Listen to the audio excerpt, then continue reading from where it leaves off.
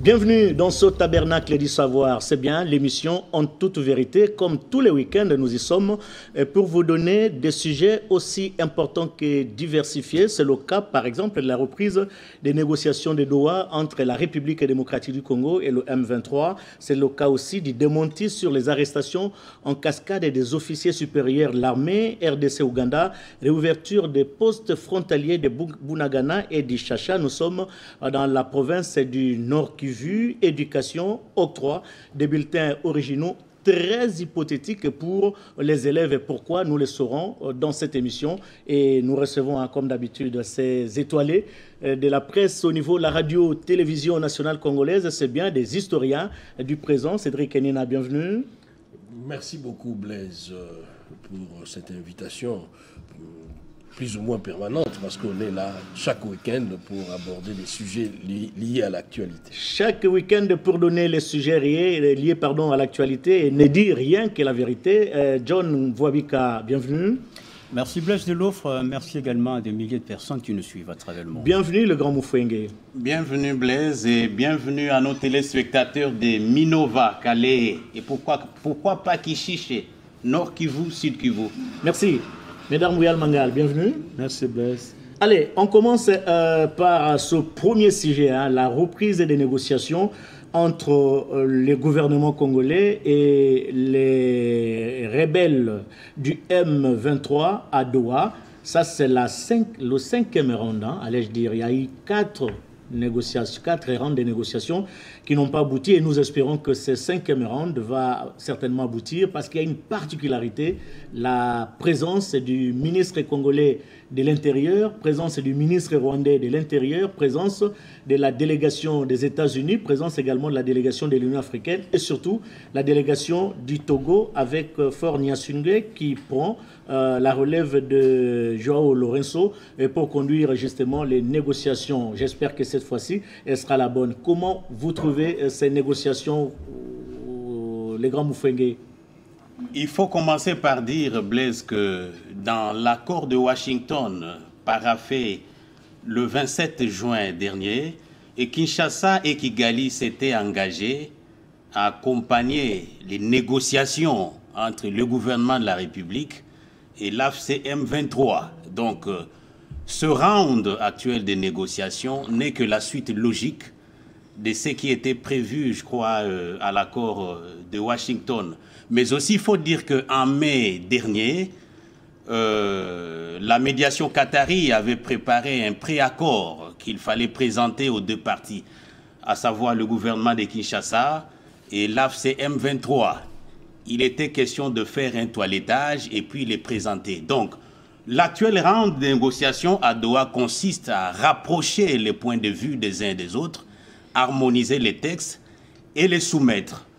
Mais au-delà de cet aspect phénoménal, tel que les choses se présentent, il faut dire que, pour moi, c'est une négociation de trop. Nous avons en face de nous la résolution 2773 du Conseil de sécurité, votée, s'il vous plaît, à l'unanimité. Cette résolution prévoyait ceci, notamment le retrait immédiat et sans condition de forces rwandaises. Ça, c'est clair. Donc, la République démocratique du Congo devait exiger purement et simplement l'application de cette résolution. Oui. Mais qu'est-ce qui s'est passé après? Je fonce un peu. Sinon parce que du retrait, maintenant on parle du désengagement. On ne va plus revenir sur ce oui, mais justement, on est sur Doha. C'est ces revirements-là qu'il faut expliquer aux gens. Nous avons une résolution qui contraint le Rwanda à se retirer. On vient signer un accord qui conditionne le retrait par la neutralisation des FDLR et par le round maintenant, puisque vous voulez, des Doha. Oui.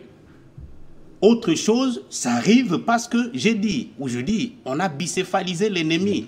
Nous sommes à la fois en face, en bilatéral, avec le Rwanda, et en face encore avec le M23 qui n'est rien que le Rwanda, d'autre que le Rwanda déguisé. Très bien. Alors Cédric Enina, il y a un élément qui s'ajoute dans les revendications du M23, c'est bien la gestion des provinces du Nord Kivu et du Sud Kivu pendant 8 ans. c'est bien la position rwandaise qui ne veut pas quitter la République démocratique du Congo. C'est exactement ça, parce que ça ne devrait pas poser problème. Nous sommes en République démocratique du Congo et que le M23 ne devrait en aucune manière porter, je ne sais pas moi, l'agenda d'une partie de la République, quelles que soient les conditions. Moi, je pense que ça n'a pas sa raison d'être. Venons-en aux négociations, parce que vous venez de parler de cinquième round. Moi, je souhaiterais, parce que c'est le vœu de tous les Congolais, que ce soit les derniers rounds.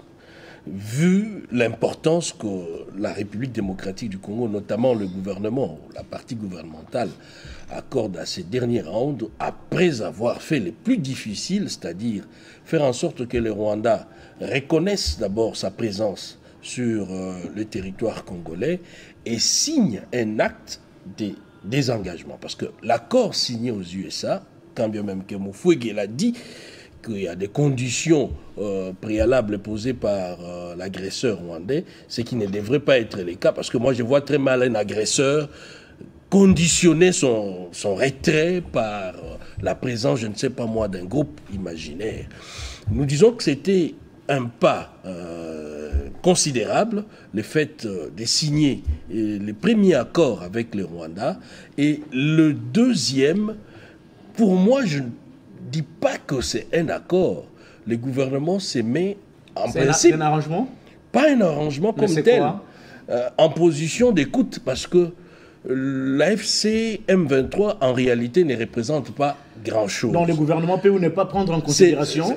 Prendre en considération, je n'ai pas dit ça, oui. Mais c'est-à-dire, on va écouter simplement les revendications de ces mouvements, oui, composés d'une manière hétéroclite des Congolais et des rwandophones en même temps. Quand on parle rwandophone, c'est clairement établi qu'il y a des officiers rwandais qui pilotent la branche armée de l'AFC M23. Donc, nous allons à Doha pour les écouter et voir ce qui est possible pour la paix en République démocratique du Congo et ce qui ne l'est pas, essayer d'aplanir un certain nombre de divergences. C'est comme une négociation, si réellement ce sont des Congolais, moi je me dis c'est une négociation entre Congolais, et quand on parle négociation entre Congolais, je ne pense pas qu'on fera une semaine, qu'on fera 2 semaines pour épiloguer sur des revendications qui sont visiblement acceptables et qui peuvent trouver solution facilement autour d'une table. Mesdames Mouyal Mangal, au cas où les violons ne s'accordaient pas pendant ces 5e rounds entre le gouvernement et le M23 AFC, et pourtant, dans moins de 2 semaines, il y a les 2 chefs d'État, les chefs d'État congolais et les chefs d'État rwandais, qui vont se retrouver à Washington autour de Donald Trump pour maintenant paraffer le vrai accord signé entre le Rwanda et les États-Unis. Qu'est-ce qui va arriver au cas où ça capotait à Doha 5? Il faut dire tout de suite que Doha n'est rien d'autre que le processus de Nairobi. Comme le Rwanda a du mépris pour les instances africaines, l'accord proposé au niveau de Rwanda a été rejeté, mais on est allé le signer à Washington. Il en est de même de Doha. Le Doha reprend le processus de groupes armés de Nairobi. Or, le processus de Nairobi devait intégrer tous les groupes armés. Et donc, on est en train de tourner en rond. Mais quel autre type d'information faut-il donner? Mais le M23 reprend, en fait, l'accord qui a été signé avec le CNDP, le gouvernement et le CNDP. Mais pas en des mêmes termes quand même. Mais c'est toujours les mêmes termes. C'est le Rwanda qui change de forme parce que nous sommes au niveau du recyclage des acteurs. Quand on est CNDP, demain, aujourd'hui, on devient M23. Maintenant, on devient AFC. M3, AFC, mais c'est toujours le Rwanda. Il n'y a pas de revendications congolaises, il n'y a que des revendications rwandaises. Et ces revendications visent quoi? Aller vers la balkanisation, si c'est possible. Se maintenir dans ce processus, avoir la mainmise sur les provinces du Kivu et dans les 2 provinces du Kivu. Il parle de la gestion pendant 8 ans. Mais justement, c'était déjà apparu et nous l'avons constaté. Ce n'est pas une utopie, c'est pas une utopie, mesdames. Ce n'est pas une utopie. C'est ça la vraie pensée des Rwandais vis-à-vis du Congo. Et ça va se réaliser, vous êtes sûr? Ça ne va pas se réaliser parce que la population congolaise qui vit dans le nord Kivu et dans le sud Kivu fait de la résistance. Souvenez-vous, au sortir de Sun City, avec la réunification du pays, vous connaissez l'affaire colonel qui a eu des problèmes avec le général Mbundamabe à Bukavu. Que ça soit Mutebussi, que ça soit le Kundabatoire, ça change de forme. Le Rwanda a la capacité, tantôt, dès que vous trouvez un compromis avec celui-ci, il vous met sur scène quelqu'un d'autre. Le Rwanda veut gagner du temps. Imaginez-vous qu'ils ont vécu pendant 33 décennies sous l'opulence. Et l'opulence constituait des pillages des richesses congolaises. Des richesses congolaises. Et du coup, vous leur demandez, retirez-vous. Humainement, ils peuvent trouver toujours des parades pour pouvoir justifier, mais ils finiront par partir. La résolution 2773, John Mvwabika, reconnaît l'intégralité territoriale, territoriale de la République démocratique du Congo, mais au cas où le Rwandais refusait de partir, de quitter le territoire avec leur supplétif de AFC M23, qu'est-ce qui va se passer? Ce qui va se passer, c'est ce qui attendent nos compatriotes qui sont dans des zones occupées. Ils attendent la réponse de Kinshasa. Si vous êtes en communication avec nos frères qui sont dans le Kivu, dans le Grand Kivu, ils vous diront qu'on attend jusque-là à Kinshasa. Qu'est-ce que Kinshasa va faire? Et depuis que Bunagana est prise en étau par les forces négatives, qu'est-ce que Kinshasa? Alors, la démarche ou la position de nos compatriotes congolais, comme Corneille Nangaa, et Bissimo et tout le reste est là, et de prendre les armes pour décimer le vie humaine. Donc ça, c'est inconcevable. Parce que même le créateur de l'univers visible et invisible promet que celui qui tue par l'épée mourra par l'épée. Donc on ne peut pas, à l'aune des revendications en termes de préalables posées à Doha par les M23, justifier une démarche armée. Non. S'il faudrait, par exemple... Vous ne voyez pas on risque de tendre vers ça? Non, mais Mbouyal a presque précisé ici, si vous regardez le préalable posé par les M23, il n'y a aucune volonté de trouver une solution. Lorsqu'on vous dit que la démarche est beaucoup plus pour des causes politiques ou identitaires, écoutez, le Congo, c'est les tribus, les ethnies. Le jargon des communautés, ce sont des jargons de système des Nations Unies. Si vous êtes Congolais, en fait, la crise d'identité, parce que telle communauté serait stigmatisée, parce qu'on veut intégrer l'armée... C'est pas un faux fuyant, ça? Bon, ce sont des moyens, et je dirais, de donner crédit à la rébellion à des milliers. OCHA a établi un rapport depuis la présence du M23 2022 à 2025. OCHA parle de près de 3 millions de déplacés. C'est énorme. Quand on parle de déplacés, ce n'est pas le fait tout simplement de quitter la zone d'occupation à la zone B. Il faut être là, Blaise. Je vous ai rappelé, nous sommes ceux-là qui ont survécu déjà à une guerre. On a une idée, comment est-ce que les enfants... Vous verrez un petit enfant de moins de 5 ans... Ça s'est passé à Kikwit. À Kenge ou à Kikwit? Voilà, qui doit porter parfois un garçon, il se sépare, le parent se sépare et d'autres qui meurent, qui tombent. C'est ce qui se passe. La guerre, c'est la petitesse. Passez-moi l'expression, parce que c'est parmi les moyens des revendications le plus moche, le plus... Et je dirais qui n'a pas de garantie. Vous ne pouvez pas prendre les armes pour résoudre. Il y aura des effets collatéraux, il y aura mort d'hommes, côté rebelle, côté civil, côté militaire. Il y aura fragilité. Si par exemple, aujourd'hui, nos frères qui sont dans la rébellion, qui ont pris les armes, ça sera pour des causes de frustration, ça sera peut-être pour des raisons de mauvaise gouvernance, toutes les raisons qu'on peut fustiger. Vous croyez que nous, on vit le paradis? Mais nous sommes sur la terre, nous sommes tous au Congo. On pouvait se donner aussi les kilos de dire que ben voilà, on doit contracter avec le plus sanguinaire, après avec le vampire, pour fragiliser l'État. Ce n'est pas le patriotisme. Même aujourd'hui, Nangaa président, il ne voudra pas que dans un pays où il veut attirer les investissements, où il veut protéger la population, où il aura le prestige. Parce qu'il y a l'insécurité en permanence. Non, mais il ne le fera jamais. À Doha, bref, il n'y a pas d'avenir à Doha. Pourquoi ? Parce que Doha, c'est une démarche... Vous êtes pessimiste. Ce n'est pas pessimisme, mais je dis à l'aune des préalables du M23. Que le régime Tshisekedi reconnaisse les processus de Doha. Ça, c'est de 1. et deuxièmement, qui est l'intégration à l'armée. Pourquoi tout simplement l'armée? À l'agriculture, on ne peut pas négocier. On parle de quoi ça, l'intégration conditionnelle. On passe au cas par cas. Ce n'est pas cette intégration de mixage, brassage comme on a connu dans ce pays. Ce sont des termes de mécanismes de négociation au niveau régional ou bien régional ou international.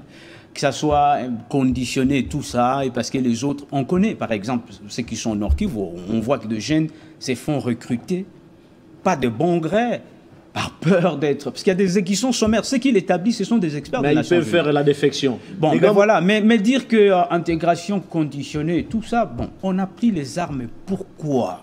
Mais là, vous nous reculez, les choses ont mais c'est justement ça, c'est justement ça. Même les esprits des morts vont hanter ceux qui les ont entraînés précipitamment dans l'au-delà. Pas seulement ça, Blaise. Nous sommes autour de cette table, parce que quand on parle, c'est un point très essentiel dans l'accord. On dit intégration sous condition. Et quelles sont ces conditions? C'est au cas par cas. Au cas par cas. Il y a une commission qui sera mise en place pour étudier. Ça devrait être préalablement défini par rapport à l'expérience de notre pays. Vous auriez aimé quoi? Qu'on puisse revenir au mixage et au brassage? Pas mixage, mais c'est justement ça l'expérience désagréable du passé. Et pour éviter cela, nous devrions déterminer les conditions au stade où nous sommes. Quelles sont ces conditions pour faire partie de l'armée? Quelles sont ces conditions pour une réintégration sociale? Parce que il y a le programme DDR-CS. Ils ne peuvent pas tous rester au sein de l'armée, parce que quand on parle réintégration sociale, il y a de ceux-là qui voudront bien. On a les services nationaux pour la réinsertion sociale, apprendre un métier et autres. Il y a même un programme là. Tout cela doit être défini en amont pour que nous puissions pas retomber dans les mêmes erreurs du passé. Je reviens à cette question, Mesdames Bouyal Mangal. Si Doha 5 échouait, qu'est-ce qui va se passer? Les négociations, ça prend toujours du temps. Et chacun fait un effort pour placer très haut ses revendications, en fait, pour gagner le tout petit. Alors, en réalité, comme le M23 n'est rien d'autre que la bouche du Rwanda, et que le même Rwanda a déjà signé l'accord de Washington, on finira par se rendre compte, on dit, mais si vous êtes effectivement congolais, pourquoi vous devez devenir des porte-parole du Rwanda? Avec le Rwanda, le gouvernement a déjà signé un accord. Maintenant, posez les bases des revendications qui concernent tous les Congolais. Or, les revendications congolaises, ils ne seront pas. Donc, en fait, eux aussi, ce sont des prisonniers. Nous devons dire très haut qu'en réalité, les gens que les Rwandais ont choisis, ont placé à la tête des négociations de M23, ce sont des prisonniers du Rwanda. Ils n'ont pas d'autre chose à dire que répéter ce que le Rwanda veut. Alors, on va avancer. Il y a quand même une innovation dans le déroulement de ces négociations à Doha. Comment pouvez-vous justifier la présence du ministre congolais de l'Intérieur et la présence du ministre rwandais de l'Intérieur, la délégation de l'Union africaine et également le représentant du président Faure Gnassingbé qui chapeaute ces négociations au niveau de notre pays, les grands Mufwenge? Oui, mais toutes ces délégations telles que vous les avez étalées ou vous l'avez étalées, c'est plus qu'une symbolique. Si Jacquemain Chabani, patron de la territoriale congolaise, fait partie de la délégation, on peut bien les comprendre. C'est lui qui gère les territoires. Mais M. Biruta du Rwanda fait quoi dans cette délégation? Il gère aussi les territoires rwandais. Oui, mais ça signifie qu'il n'a rien à voir avec notre territoire. Parce que les discours du Rwanda, c'est quoi? C'est le M23. Mais on a toujours dit autour de cette table, mais ce que fait le FC et le M23, c'est la volonté rwandaise. Oui, mais laissez-moi évoluer. Il faut poser la question à M. Biruta. Si l'instabilité à l'est du pays est imputable au M23, qu'est-ce que vous faites ici à Doha? De la présence de M. Biruta, actuel ministre rwandais de l'Intérieur, signifie que le M23, c'est les Rwandais. Il vient s'assurer, au fait, comment les choses se font. Mais ça, c'est connu de tout le monde. Non, c'est connu, mais maintenant, il y a une symbolique. Il y a une symbolique. Très bien. À Washington, je vous ai dit, c'était en bilatéral, État à État. Mais maintenant, les Rwandais, en voulant se dissocier de M23, mais est encore court-circuité. Donc, j'insiste, la présence de Biruta signifie que le vrai patron de l'instabilité, c'est le Rwanda. Mais au-delà de ça, j'entends ici parler de Washington, Doha. Mais Blaise, la mission d'un État, l'État comme Léviathan, c'est d'abord faire la guerre. Vous avez posé une question à Mme Bouyal. Si Doha échouait, moi je crois qu'il faut une approche combinée. Vous êtes dans la logique de la guerre? Non, non, une approche combinée. Hein? Il y a Julien Franck, je crois, un Français, qui dit qu'il y a deux moyens pour faire la politique. Le premier? La diplomatie comme ruse et la force. Il faut combiner les deux. Nous sommes à Doha, mais nous devons investir avec nos FARDC. Nous devons prendre au sérieux nos services d'intelligence, ANR, DEMIAP et tous les autres, leur donner des moyens.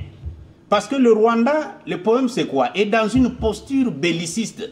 Nous sommes dans une posture pacifiste, si vous voulez. Ça ne se marie pas. Paul Kagame est fruit de la violence. Il est là parce qu'il a fait un coup d'État meurtrier. Vous le savez, Félix Tshisekedi est issu des urnes. Pacifisme d'une part, deux approches différentes. de l'autre. Deux approches différentes. Regardez comment est-ce que M. Kagame se moque et de l'accord de Washington et du processus de Doha. Mais il risque d'en avoir pour son compte. Blaise, regardez toutes ces sorties médiatiques après l'accord de Washington. J'ai dit il risque d'en avoir pour son compte. Il se moque de la paix, il se moque de l'accord, il est fruit de la violence, il n'écoute que la violence. Il reste sur cet axe-là. C'est à nous de nous assumer quelque part. À nous de nous assumer, mais quand on voit la réaction du cardinal Ambongo sur l'accord signé entre les États-Unis, entre le Rwanda et la République démocratique du Congo sous l'égide des États-Unis d'Amérique, et quand on voit la dernière sortie médiatique de l'abbé Ncholet... Monseigneur Donatien Ncholet. Oh là là, il est devenu monseigneur, excusez-moi. Alors, on comprend aisément qu'il y a une complicité interne. Comment un pays qui est à la recherche de la paix, qui procède à la signature d'un accord avec le Rwanda, et vous dites non, moi je suis contre cet accord parce que. Cédric Enina. Oui, c'est parmi les rares fois que je ne sois pas aligné derrière les propos du cardinal, parce que c'est quelqu'un qui a une caution morale très élevée. Quand il parle, les fidèles écoutent, mais au-delà des fidèles, par rapport à son statut de religieux, souvent on sait que c'est le bon sens et ses orientations ont été toujours acceptées par l'opinion. Mais les cas de figure, je suis un peu déçu parce qu'il n'a pas su dissocier l'accord politique signé aux USA à Washington de l'accord à venir qui n'est pas encore né, l'accord économique. Il qu'a-t-il dit exactement? Il s'accroche au pacte social. Qu'a-t-il dit exactement? Doucement, vous aurez la parole. Oui. Doucement. Pour le cardinal... Tu es toujours sensible quand on parle de l'Église catholique. L'accord de paix signé à Washington, c'est le fruit d'une certaine peur des dirigeants africains, notamment Paul Kagame et Félix Tshisekedi. On a peur de Trump. Face à Donald Trump. C'est ce que disait le cardinal. Ça paraît encore, entre autres, ça paraît encore subjectif parce que nous sommes dans une démarche de paix globale et que la République démocratique du Congo, en tant que nation agressée par un voisin belliqueux, a tout intérêt à promouvoir la paix et à saisir toute occasion toute démarche liée évidemment au processus de paix, les cas de Washington. Donc Donald Trump a posé un acte, c'est symbolique, c'est vrai, avec tout ce qu'on reconnaît en tant que dirigeant qui incarne l'impérialisme au vrai sens du terme. Moi, je ne dirais pas ça parce que derrière l'accord politique, il y a un accord économique qui viendra dans les jours à venir, dont on ne connaît pas exactement le contour. Est-ce qu'il était vraiment temps pour le cardinal de se prononcer sur ça? Le cardinal s'est jeté à l'eau et s'est projeté vers un accord économique qui n'est pas encore né. Nous craignons tout ça, c'est vrai, mais la crainte, c'est au niveau de nos âmes. Ce n'est pas devant les médias qu'on le fait, surtout à ces niveaux de choses. Il devrait s'abstenir des conclusions aussi hâtives par rapport à un processus qui est en cours. Mais là, il pouvait s'abstenir avant de se prononcer sur cette question qui n'est même pas encore sur la table des négociations. Blaise, souvenez-vous que le samedi dernier, j'ai déployé un paradigme que j'ai identifié comme notre Père qui est en enfer. En enfer. Oui. Mais tu avais dit plutôt Oui, notre Père oui, qui que ça soit qui est au Rwanda ou oui. en enfer. C'est la même. C'est-à-dire la pensée autour de notre Père, c'est une idée dominante auprès des élites congolaises. Alors le doute, c'est voir justement des élites de haut niveau, sur le plan de présomption, À l'instar du cardinal. s'accrocher toujours à ce que le Père ait toujours la même mise sur la République démocratique du Congo. Et c'est dangereux dans la formation de la conscience nationale, c'est dangereux pour la formation de la conscience citoyenne. Si nous voulons bâtir le Congo de demain, ce n'est pas avec des idées pareilles. Donc, les idées qui doivent faire de nous des prisonniers. Nous sommes nés pour être petits.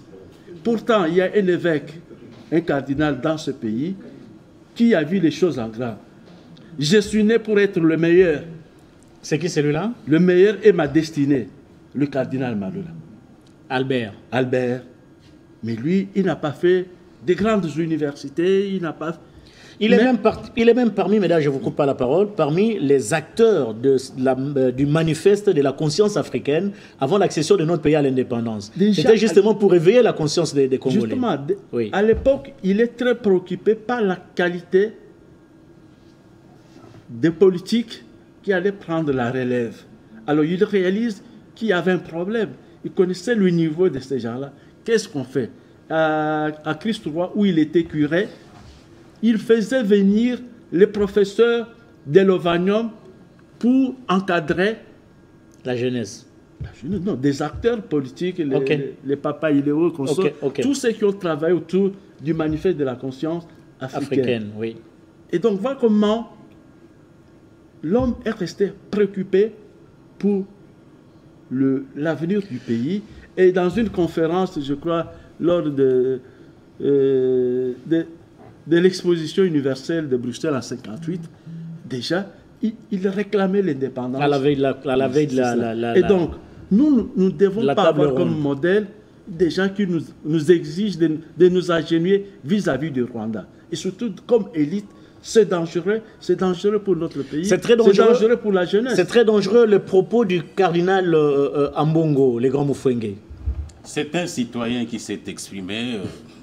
Pas n'importe quel citoyen. Oui, pas n'importe quel citoyen, mais il assume ses propos. J'estime qu'on est en démocratie. C'est son point de vue, qui n'est pas forcément le point de vue de tous. Apparemment, vous l'exonérez. Absolument pas. On est en démocratie. Il a opiné. C'est ça lecture des choses. John Mvabidi. Très rapidement. En rapport avec Mvabika. Voilà. Ouais. En rapport avec les propos du cardinal. Non, mais tout d'abord, j'aimerais rencontrer le grand Mufwenge. Lorsqu'il estime que c'est lui qui est issu des scrutins, je ferai que je y revienne. Et celui qui a pris les armes pour arriver au pouvoir. Et celui qui est issu d'un coup d'État. Non, la vie évolue, on peut s'amender au fil du temps. On a trouvé des gens qui sont issus des scrutins et qui sont devenus le plus radical, le plus cruel.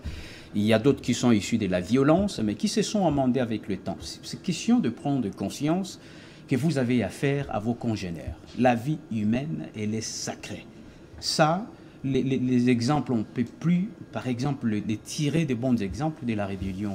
On doit mettre un terme. Il y a les enfants qui regardent, qui ont perdu, qui continuent à... Très mauvais exemple. Alors, normalement, très mauvais exemple. Normalement, dans l'avenir, on doit faire ce que font les Arabes, par exemple. Comme quoi? Oui, exécuter, si vous voulez. C'est ceux qui sont à la base d'une déstabilisation, d'une trahison, et tout ça se négocie pas. Très bien. Et les gens ne peuvent pas, dans 2060, quand nous ne serons plus ici, que voilà, parce que j'avais vu celui-là était devenu président, parce qu'il a renversé l'autre, celui qui... Non. Ça ne peut pas arriver là. Parce qu'on peut attendre 8 ans, on peut attendre 4 ans. On fait comme Trump a fait, il est revenu. Dans la norme, dans la logique, sans tuer les Américains ou faire tuer les Américains. Très bien. Ça, c'est une parenthèse. Mais le cardinal, peut-être ce qui dérange, ce sont des appartenances sociales. Hein. Ce qui est cardinal, vous voyez, ce n'est pas n'importe qui. Mais est-ce que ce que le cardinal a dit, c'est faux sur toutes la ligne. On n'a pas dit ça. Ben voilà. Mais la façon de le dire, la façon de le dire, les circonstances. Non, mais le leadership a aussi un caractère d'anticipation. L'accord peut ou ne pas avoir lieu, mais quand même, il entrevoit, on est dans la voie et d'apposer la signature de cet accord. Peut-être dans des sous-cartes que nous ne maîtrisons pas et qu'il a engagé des discussions qui n'ont pas évolué. Et il se sert de médias pour sensibiliser, négocier. Je ne pense pas que le pouvoir en place peut trouver choquant, peut-être tel que nous le prenons. Non seulement le pouvoir en place, mais l'opinion publique également a trouvé que ces propos du cardinal étaient malvenus. Alors, on reste dans ce chapitre. Et comme si les tergiversations du Rwanda ne suffisaient pas, aujourd'hui, pas plus qu'il y a 24 ou 48 heures, nous apprenons que les postes frontaliers de Bunagana et de Ishisha ont été réouverts par l'Ouganda. Cet Ouganda qu'on considérait comme étant un proche. On avait même vu le chef d'état-major général des forces armées ougandaises qui est venu ici signer comment on appelait ça, un protocole d'engagement ou quelque chose de ce genre. Il y rentre et puis ce sont les postes frontaliers et qui ouvrent leurs portes par l'Ouganda. La grande surprise du gouvernement congolais, parce que le Conseil des ministres de vendredi dernier, on a parlé de ça. La ministre d'État en charge des affaires étrangères et de la coopération internationale doit en savoir plus sur l'ouverture de ces postes frontaliers. À qui le bénéficiaire par ce moment qui court? Quels sont les enjeux pour l'ouverture de ces postes frontaliers, les grands Mufenge? Blaise, il y a deux enjeux et deux bénéficiaires que j'ai identifiés. D'abord, c'est malheureux. Nous sommes naïfs de prendre l'Ouganda comme un pays ami. L'Ouganda, c'est l'un des grands soutiens du Rwanda. L'Ouganda nous déstabilise. L'Ouganda, au même moment, pactise avec nous, mais aussi pactise avec les M23. Le poste frontalier de Bunagana et d'Ishisha, en termes d'export et export, génère des recettes. Ils doivent se trouver comme occuper la 3e ou la 4e position de tous les postes frontaliers de notre pays gérés par la République démocratique du Congo, en termes de recettes. Lorsqu'il y a eu de couac, nous sommes en 2022, c'est le gouverneur militaire Constant Ndima qui avait demandé d'abord de bloquer ces postes-là. Mais maintenant, en plein contexte de guerre, l'Ouganda, de façon unilatérale, sans consulter la RDC. Sans consulter la RDC, et juste 3 semaines après que nous ayons reçu le chef d'état-major général des forces ougandaises. Mais c'est une trahison. Mais vous parliez des bénéficiaires. L'ouverture de Bunagana bénéficie d'abord au M23, c'est-à-dire ça va accroître les capacités financières du Rwanda. Du M23. Du Rwanda. Du Rwanda notamment. Oui, du Rwanda. Parce que, oui, je risque de me contredire. Pour moi, le M23, c'est le Rwanda. Oui. Donc les capacités financières des rebelles ou de Rwandais M23, ces capacités vont augmenter. Le deuxième bénéficiaire, alors que nous parlons paix, Doha, Washington, pour des raisons économiques et des raisons stratégiques, Museveni joue double carte. En ouvrant ces frontières-là, ça lui permet d'écouler ces marchandises, les marchandises qui viennent de l'Ouganda, et même faire entrer les dans armes, des espaces, même faire entrer les armes justement, au bénéfice de l'ennemi. Donc les produits ougandais ont un marché encore, c'est-à-dire les territoires occupés par les forces rebelles. Quelle hypocrisie, quelle trahison. Cessons de pleurnicher, nous devons nous assumer. Vous avez dit le Conseil des ministres a responsabilisé Mme Kaikwamba de demander des explications à l'Ouganda. On ne peut pas s'arrêter au niveau des explications. Il faut encore quoi? Face à cette trahison, il faut des mesures fortes. Il faut refermer ça. Demander à l'Ouganda en bilatéral... Comment nous allons refermer pendant qu'on ne gère pas cette partie du territoire national? Oui, mais l'Ouganda quand même a une mainmise de ces côtés-là. Mais j'ai dit que l'Ouganda est traître.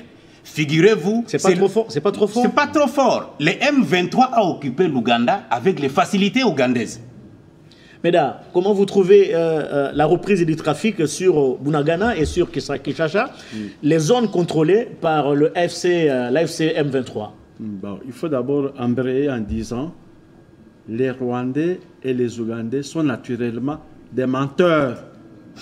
Pourquoi vous martelez menteur? Oui, il faut que l'opinion publique le sache. Le sache. Quand tu es devant un Rwandais ou un Ougandais, Vous êtes devant un menteur. quand il te dit une chose, il a une autre chose qu'il cache. C'est naturellement des menteurs. Et au Rwanda, c'est même une idéologie, Ubwenge. Ça veut dire quoi? Traduction? Le mensonge. Le mensonge. Ah, Le ok, mensonge. ok. Le mensonge, ça fait partie des stratégies de vie des Rwandais. Ubwenge. Ubwenge. Ubwenge. Ok. Ça fait partie des stratégies de vie et de survie des Rwandais. Donc, mentir, c'est jamais... C'est un mode de vie. C'est un mode de vie, c'est un mode opératoire qui marche très bien. Et il n'y a qu'à lire des ouvrages de Mwanda pour démontrer comment Museveni, Honoré. Honoré Mwanda, pour démontrer comment Museveni c'est un menteur. Et je devrais dire que les violences dans la sous-région des Grands Lacs, en fait, ont pris corps avec le coup d'État de Museveni en 1986. Quand il a détrôné Obote. Obote. Oui. C'est depuis lors que nous sommes entrés dans le cycle des violences parce qu'il s'est appuyé. Et c'est même lui qui a facilité Kagame d'accéder au Mais pouvoir. bien sûr. Oui. Mais pour que leur père puisse attaquer le Rwanda. Mais c'est une partie du territoire ougandais. Donc, bref, il n'est pas sincère. Il n'a jamais été sincère. C'est un jouisseur tout simplement. Donc, en fait... Vous utilisez des termes un peu forts. Mais qui traduisent la réalité. Les termes ne sont pas forts. Au fait, nous avons habitué à ne pas parler aux citoyens congolais en des termes clairs. Nous avons préféré le discours de l'ambiguïté. Alors, c'est si nous avons du mal à mobiliser les Congolais pour comprendre ce qui est en train de se passer. Parce que nous choisissons des termes ambigus, des termes vagues. Il n'y avait aucune raison pour que l'Ouganda puisse ouvrir les frontières sans toutefois consulter. Et pourtant, la RDC, c'est quand même son allié. Ils sont en train de combattre les EDF. Allié des façades. Regardez par exemple, parmi les militaires bons gestionnaires de province, il y a le général qui est à Kachama. Kachama, Oui. Luboya. Johnny. Mais le fils de Museveni a passé tout son temps à pouvoir intoxiquer l'opinion publique avec des tweets pour déstabiliser moralement le général Kachama et ouvrir la voie. Mais heureusement qu'il a un moral d'acier. Hein. Il ne se laisse pas faire. Hein. Ah oui, fait, hein. il se laisse pas faire. Il fait partie des généraux congolais ou des citoyens congolais qui ne s'insèrent pas dans la logique de notre père qui est en enfer. Il revient. Cédric Kenina, Oui, bon. sur l'ouverture des postes frontières. Sur ce point-là, moi, je m'interroge d'abord. Est-ce que Bunagana était-il asphyxié à ce point? Apparemment, oui, parce que c'est un poste frontalier important qui génère, comme l'a dit Mukwege, des recettes importantes également. C'est la première des questions. La deuxième des questions, pourquoi les faire maintenant? Et là, on peut trouver facilement la réponse en disant que les canaux de la contrebande étant bouchés avec l'Union européenne, qui bénéficiait des produits miniers de la contrebande venant de la République démocratique du Congo, et que maintenant, ces réseaux a été découvert maintenant, grâce également aux députés européens et autres qui ont tiré la sonnette d'alarme. Et maintenant que l'Amérique, les États-Unis d'Amérique notamment, essayent de s'aligner du côté de la raison. Du côté de la raison, vers la paix, on s'est dit, on n'a plus d'entrée en termes de financement de la guerre. Qu'est-ce qu'il faut faire? Il faut réouvrir les postes frontaliers importants pour se faire des recettes. Je vois très mal que cette fermeture avait de l'incidence directe sur les vécus quotidiens des habitants sur place, parce que le commerce existait encore après la guerre, à Bunagana, avec les commerçants traditionnels. Mais si l'on doit réouvrir les frontières, c'est pour dire que on augmente les échanges commerciaux à une échelle beaucoup plus élevée. Élevé, mais au bénéfice au bénéfice évidemment du C'est une Rwanda, véritable bouffée d'oxygène. bouffée d'oxygène, Oui. pour que les financements de la guerre ne s'arrêtent pas apparemment. Et l'Ouganda s'est prêté à ces jeux. Et pourquoi l'Ouganda s'est prêté à ces jeux? C'est aussi une autre paire de manches. Il n'y a que des questions derrière cet acte posé par l'Ouganda, pendant que nous sommes en opération conjointe à l'intérieur de nos frontières. Pour traquer les IDF. Pour traquer les IDF. Et c'est l'Ouganda qui nous poignarde derrière le dos, comme Mobutu le disait autrefois, pour ouvrir ses frontières. C'est curieux, hein, au profit. C'est vraiment curieux. Oui. Moi, je me dis, il faut qu'il y ait des mesures de rétorsion. Il faut que le gouvernement puisse prendre des mesures. Et je suis très content d'apprendre que Madame la ministre des Affaires étrangères a été chargée pour tirer au clair décision prise par les conseils des ministres. cette situation. John Wabika. Oui, en fait, sans faire le jugement de valeur, c'est justement parmi les faiblesses du système des Nations Unies. Vous allez vous étonner, parce que nous sommes au niveau de relations internationales. Le système des Nations Unies a décidé de ne plus jamais soutenir ceux qui prennent les armes, donc le pouvoir issu de la rébellion du terrorisme, mais ce qui se passe pas, sinon ça serait suivi des sanctions. Mais les enjeux sont... Mais les sanctions, il y en a eu quand même, non? Bon, bah attendez. Prendre des sanctions, c'est une chose, mais leur mise en application en est une autre. Voilà. Donc, mais au moins les enjeux sont beaucoup plus des enjeux politiques, militaires et économiques.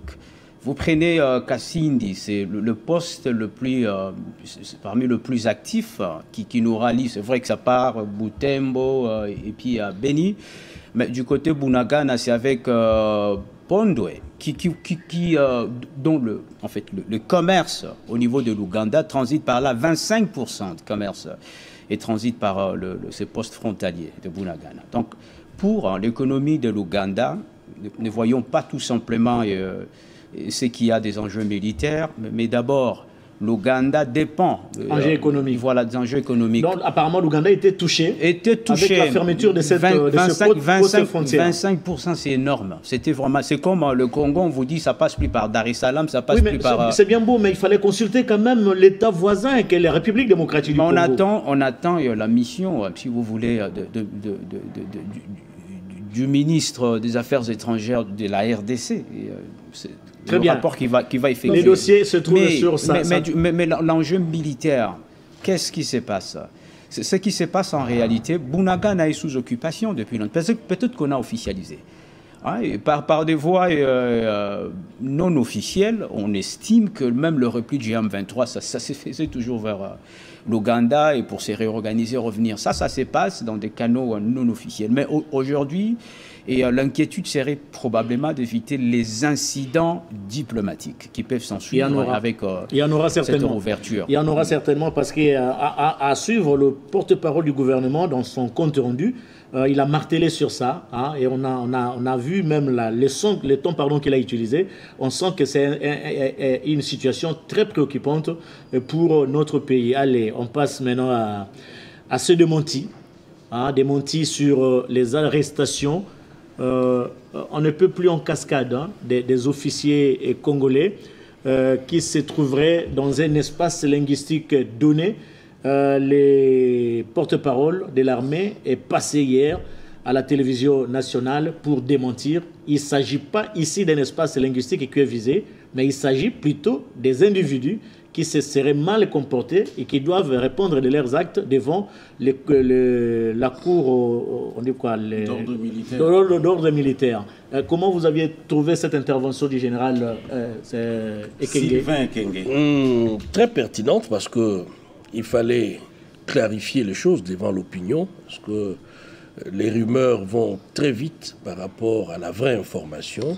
Et c'est ce que l'opinion avait en termes de perception, parce que on ne comprenait pas pourquoi c'est toujours... on parlait au départ des swahiliphones, ça paraissait aussi vague. Les officiers qui parlaient swahili qu'on mettait derrière les barreaux, les cellules.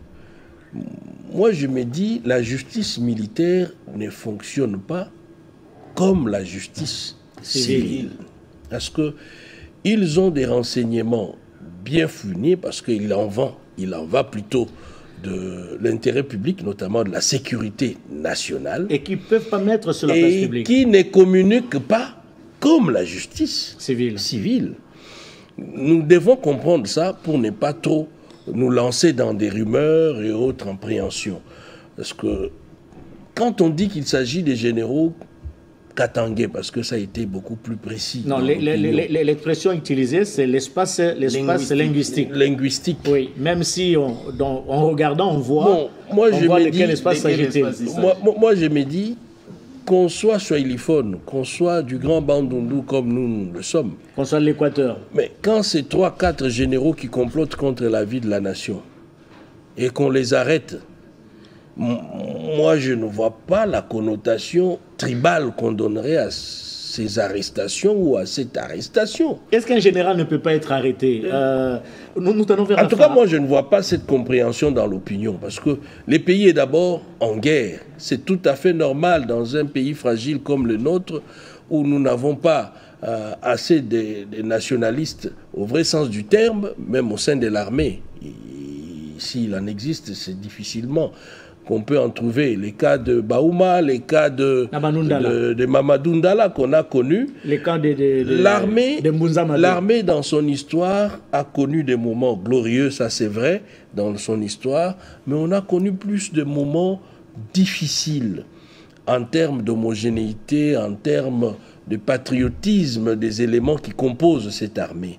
C'est tout à fait normal qu'à un moment donné, en pleine guerre, que nous puissions faire le point, que nous puissions surveiller étroitement ceux-là qui détiennent la clé de nos vies, parce que c'est eux qui sont gardiens même de l'intégrité territoriale de notre pays. Merci. En tout cas, moi, je vois très mal que cela soit perçu autrement par l'opinion. Et d'ailleurs, l'opinion ne perçoit pas ça comme ça. C'est l'impression qu'un certain nombre de politiciens cherchent à donner à l'opinion. Un peu de crédibilité dans cette affaire, et pourtant il n'en est pas question.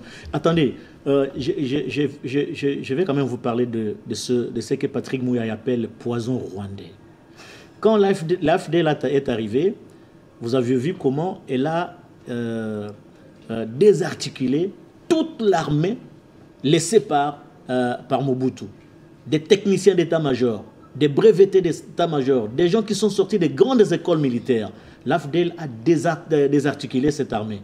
Il y a même des grands généraux, des grands colonels, des TEM et des BEM qui sont morts. Est-ce que ce n'est pas la même méthode qu'on veut utiliser aujourd'hui pour diviser l'armée, afin d'affaiblir davantage cette armée qui a plutôt besoin de l'unité? Mesdames Bouyal Mangal. Cédric l'a dit, nous avons besoin de la lutte. D'ailleurs, nous devions nous réjouir que nous avons les services de renseignement qui nous sécurisent. Ça, c'est le premier élément. Nous devions nous féliciter pour la première fois et publiquement les DEMIAP pour avoir facilité ça. Donc maintenant, ça nous rassure que notre sécurité est effectivement prise en charge par l'État congolais. Ça doit nous réjouir. Deuxième élément, on a abordé la question de la loyauté de ceux qui travaillent sous le drapeau. Leur fonction, c'est de nous sécuriser, nous. Voilà pourquoi nous sommes en train de célébrer Baouma, nous sommes en train de Mamadou Ndala, mais il y a aussi d'autres généraux qui ont combattu le Kundabatoire dans le Grand Nord. Et les Mutebussi. Les Mutebussi, comme le général Mouy. Oui. Il a été parmi des gens qui se sont battus comme ces gens. Qu'est-ce qu'il est devenu? C'est une question. Il existe. Ok. Il est où? Je ne sais pas. Allez, on va fouiller. On va demander au porte-parole de l'armée là où se trouverait le général Mouy. Merci beaucoup, mesdames. Allez-y. Et donc, nous devons plutôt travailler pour nous. La fierté, tu sais, je reviens toujours sur la dimension. La fierté. Et donc, il y a peut-être des excès, tu vas dire, il revient encore. Non, nous devons trouver des mécanismes pour consolider la fierté nationale.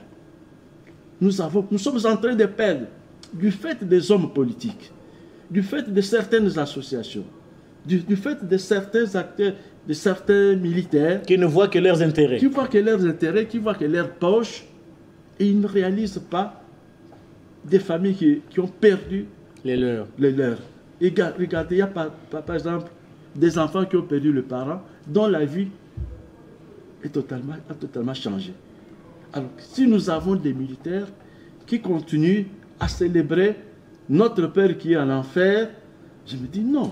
Est-ce que vous ne trouvez pas que, John Mvwabika, vous ne trouvez pas que ces officiers aujourd'hui, ou ces militaires qui se donnent le vilain plaisir de déstabiliser les institutions légalement reconnues, avec la complicité bien sûr de leur père qui est, vous aviez dit quoi, en enfer? En enfer. Oui, d'accord, très bien. Vous ne trouvez pas que cette époque-là est révolue, John Mvwabika? Non, il faut comprendre, et les conditions, sans donner crédit à la trahison ou bien aux fausses manœuvres, les conditions de ces officiers, les conditions de comment est-ce que l'armée fonctionne.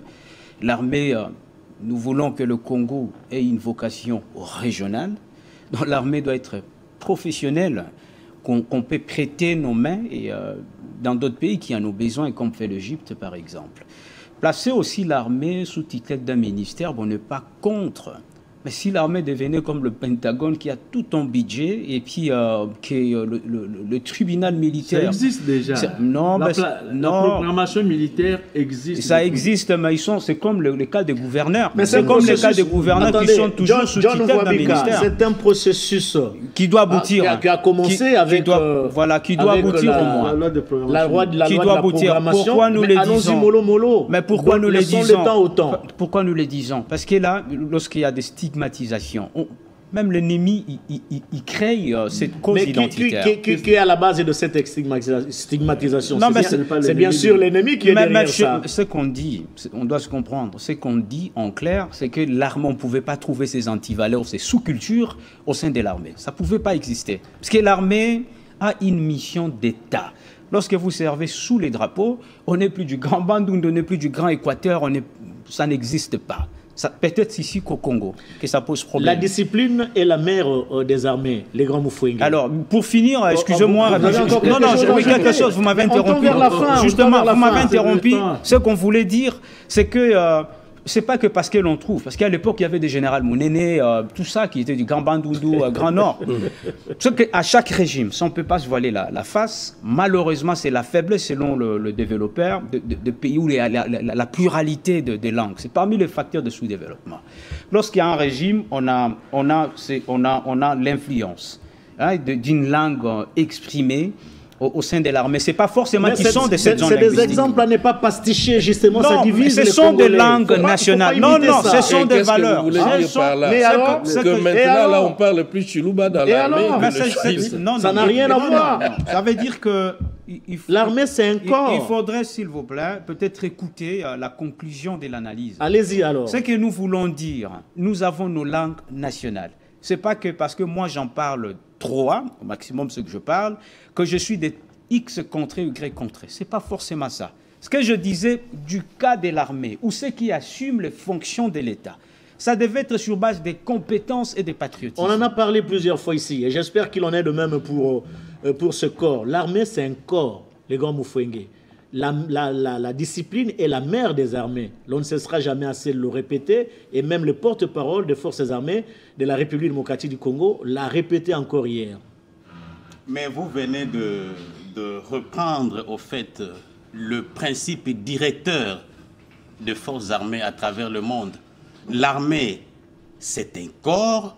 L'armée ou la discipline, c'est la mère des armées. Et ça se tient. Mais dans le cas d'espèce, coup de chapeau au général-major Sylvain Ekenge pour son recadrage. Ni était cette communication officielle. En tout cas, les hypothèses allaient dans tous les sens. Mais je retiens du speech du général-major Sylvain que Ekenge, tous ces officiers arrêtés, c'est pour des raisons de manquement grave à la discipline militaire, à la ligne du parti. Il fallait les laisser? Non, non, non. Dans un contexte de guerre, dans un contexte de flottement sécuritaire. À la ligne de l'armée, pas du parti.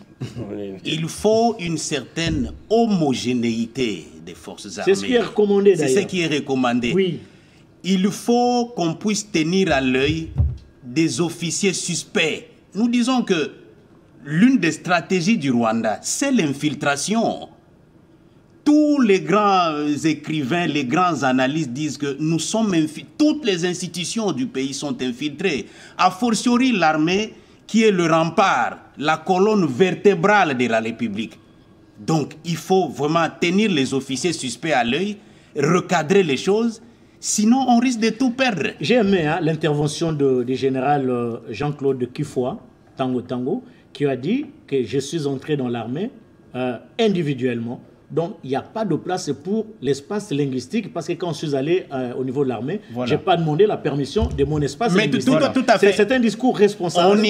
On y entre individuellement et en cas d'infraction ou de délit, on est sanctionné individuellement. Bien sûr. Ça, c'est aux antiposes de provincialiser les problèmes ou parler de l'espace linguistique. C'est trop raccourci. C'est trop raccourci. C'est trop périphérique. C'est simpliste. Oui. Alors, on termine cette émission.